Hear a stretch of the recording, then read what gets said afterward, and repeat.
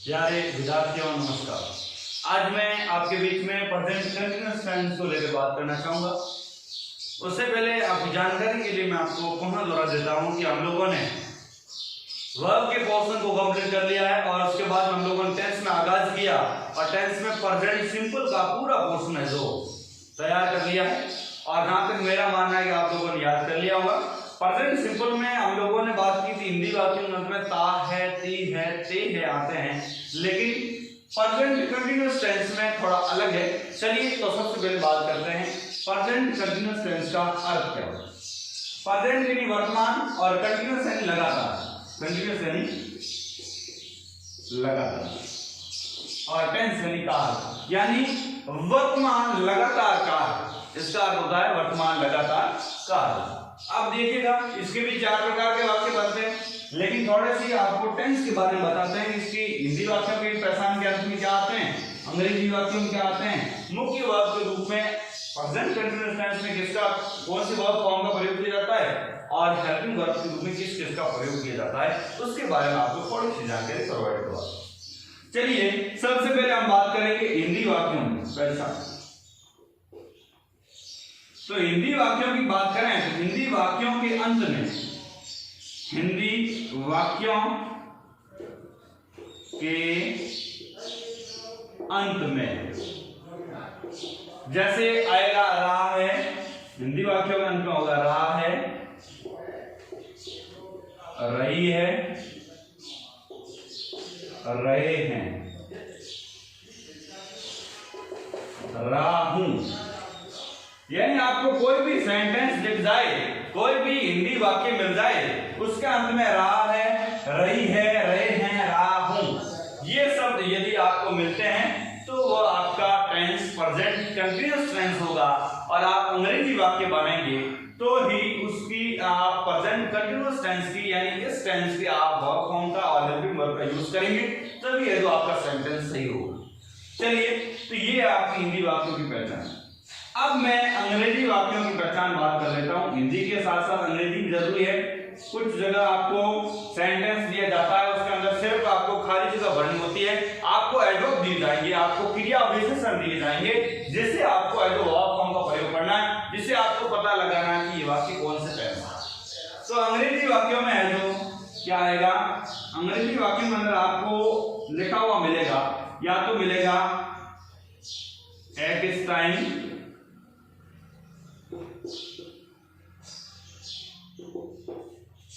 at present,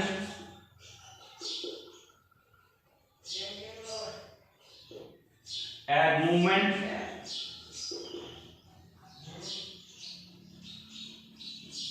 today, still, now, tonight,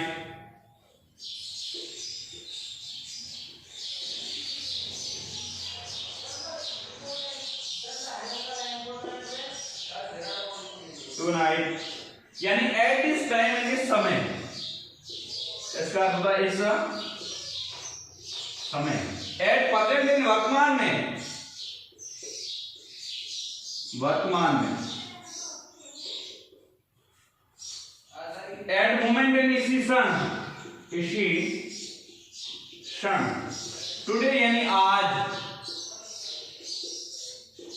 still यानी अभी,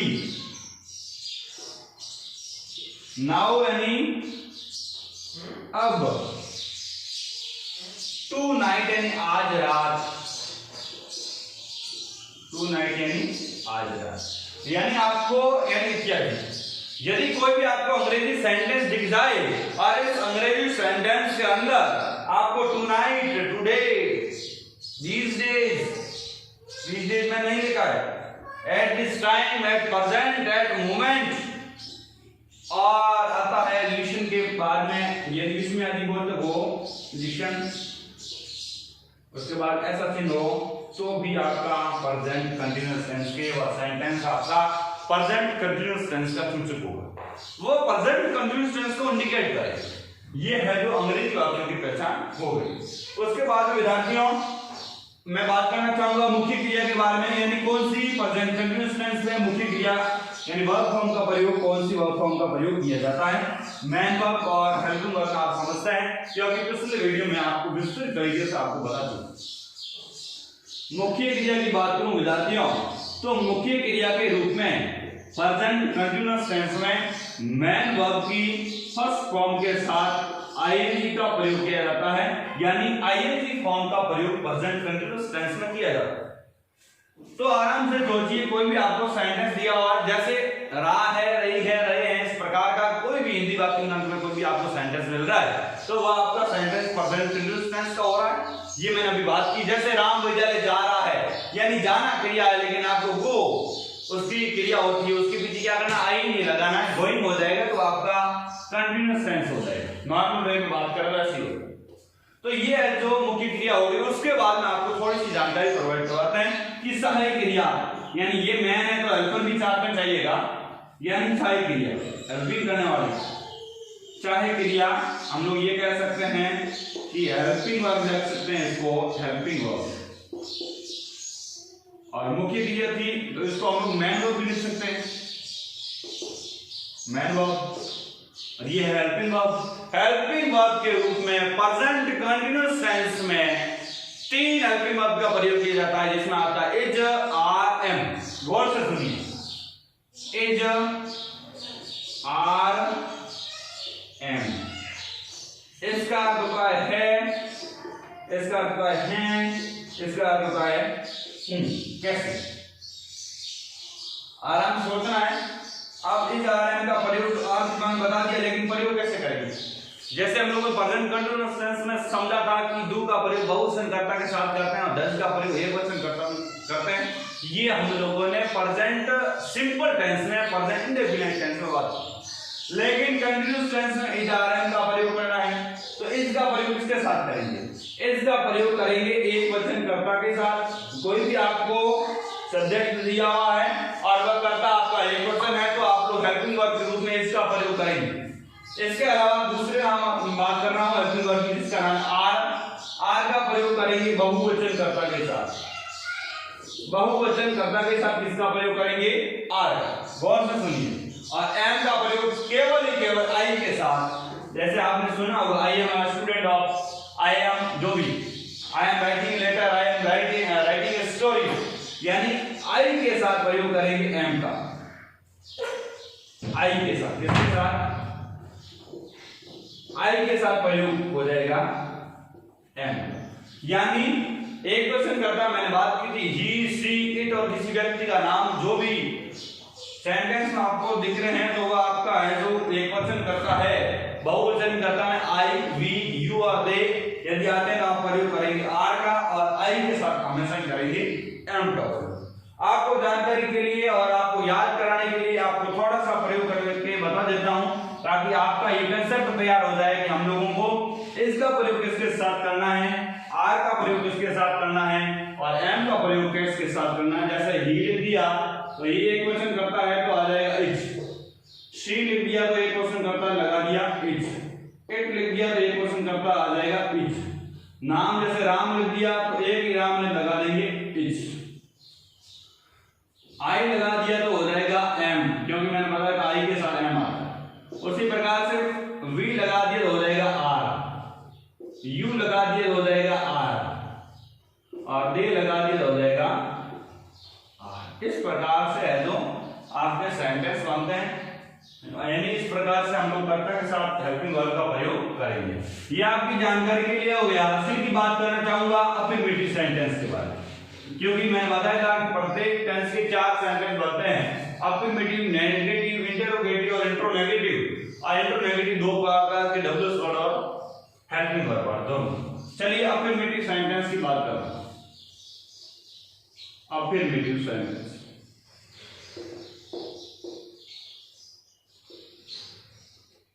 affirmative sentence का अर्थ होता है विद्यार्थियों सकारात्मक वाक्य, सकारात्मक वाक्य। जैसे राम विद्यालय जा रहा है, सीता गीत गा रही है, हम नाच रहे हैं, वह डीजे पे नाच रहे हैं। इस प्रकार से ये जो भी सेंटेंस होंगे तो वो आपका अफर्मेटिव सेंटेंस होगा। इसमें सबसे पहले बात करना चाहूंगा फॉर्मूला सबसे पहले लिखेंगे सब्जेक्ट यानी कर्ता, उसके बाद में आती है हेल्पिंग वर्ब सीडी, हेल्पिंग वर्ब आ जाएगी इज आर एम, और उसके बाद मेन वर्ब ये फर्स्ट फॉर्म के साथ आएंगी, मैंने अभी बात की है, और लगा देंगे ऑब्जेक्ट, ऑब्जेक्ट के बाद अदर, उसके बाद फुल स्टॉप। तो ये फॉर्मूला था subject plus is are am plus main verb की फर्स्ट फॉर्म के साथ आएंगी के साथ ऑब्जेक्ट के साथ अदर। इस प्रकार का सेंटेंस बनाने की अफर्मेटिव, कोई भी आपको वाक्य अफर्मेटिव दिखेगा तो वाक्य बनाएंगे अंग्रेजी में, तो ये सेंटेंस लगाना पड़ेगा, ये फॉर्मूला लगाना पड़ेगा। तो जैसे मोर बगीचे में नाच रहा है, ये वाक्य बना रहा, मोर बगीचे में नाच रहा है। ये इस प्रकार के वाक्य बनेंगे, विद्यार्थियों ध्यान दीजिएगा कैसे।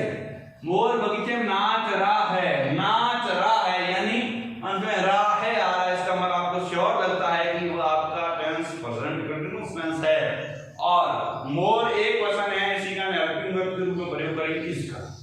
तो सबसे पहले लिखेंगे पीकॉक, पी ई ए सी ओ, उसी के पीकॉक, फिर इज लगाएंगे, करता है एक क्वेश्चन है, फिर मेन वर्ब लगानी है, ये लगा दिया, उसके बाद इज लगा दी, तीनों में से एक, उसके बाद फर्स्ट फॉर्म से आईएनजी मुख्य क्रिया क्या, नाचना, तो नाचने को बोलते हैं डांस, इसका हो जाएगा ई हट जाएगा और आईएनजी लग जाएगा, डांसिंग हो गया। फिर कहां नाच रहा है, बगीचे में नाच रहा है, यानी इसका इन द गार्डन लिख देंगे, इन द गार्डन। इस प्रकार से आपका सेंटेंस है जो कंप्लीट हो जाएगा, आराम से बनता है, कोई दिक्कत नहीं है। यदि आपको वर्ब फॉर्म आती है तो मैंने थोड़ा बहुत सिखाया है, और थोड़ा आप कर्ता और क्रिया के बारे में समझ लेते हैं, तो कोई भी सेंटेंस मेरे हिसाब से ऐसा मुझे नहीं रहता जो आप नहीं कर सकते। आराम से सोचिए समझिए, एक और वाक्य बनाते हैं। जैसे मैंने बना दिया, मैं कहानी लिख रहा हूं, मैं कहानी पढ़ रहा हूं, ये वाक्य बना दिया, मैं कहानी पढ़ रहा हूं।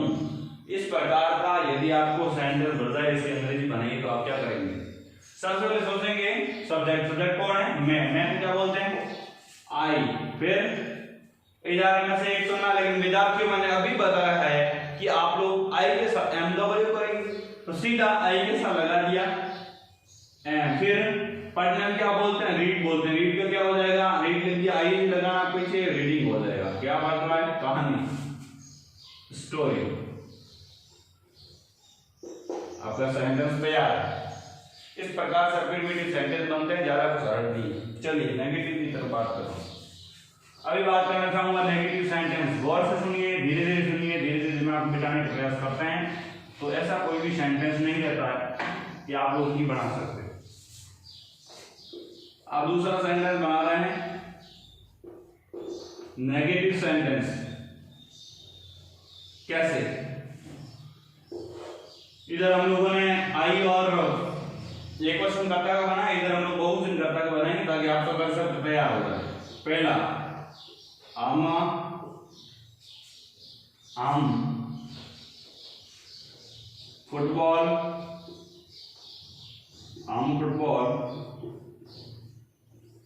खेल रहे हैं, हम फुटबॉल खेल रहे हैं।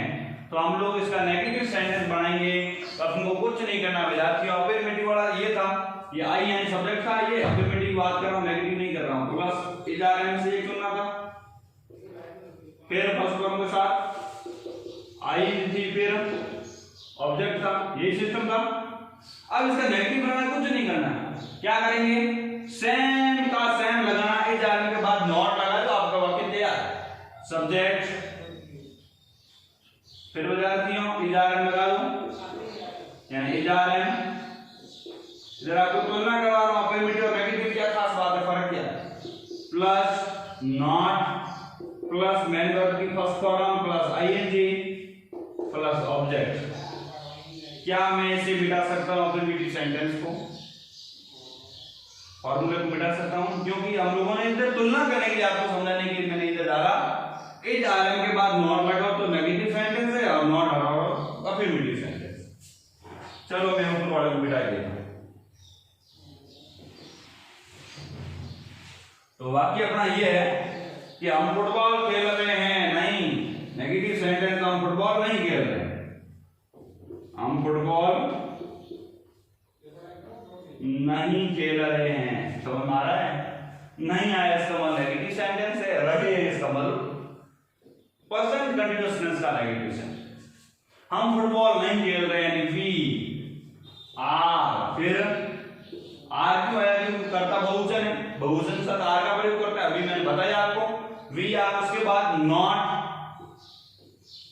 खेलने को बोलते हैं प्ले, प्ले का हो जाएगा प्लेइंग, क्या कर रहे हो? कौन सा प्लेइंग कर रहे हो? फुटबॉल। ये आपका सेंटेंस कंप्लीट है, कोई दिक्कत नहीं है। एक और वाक्य बना देता हूं और आपको मेरे हिसाब से नेगेटिव समझ में आ जाएगा। वे